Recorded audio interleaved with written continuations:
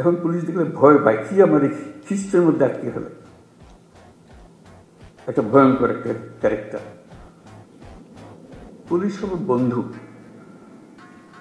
এটাই হলো। কারণ আমি আইনের পক্ষের মানুষ, আমি আইন প্রতিষ্ঠা করার মানুষ। আইন হলো আমাদের সবার আশ্রয়, তো পুলিশ হলো সে আশ্রয়দাতা, যে আমি আইনের আশ্রয় নিয়ে আসছি, আইন আমাকে আপনাকে সুরক্ষা দেবে।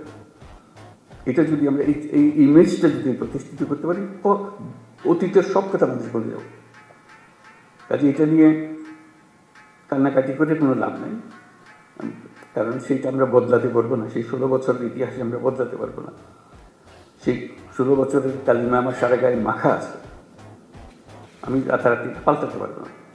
এটা মানুষ হিসেবে আমি আমার কর্তব্য নির্ধারণ করতে পারি, আমি আমার সম্পূর্ণ নতুন ভাবমূর্তি আমি প্রতিষ্ঠা করতে পারি।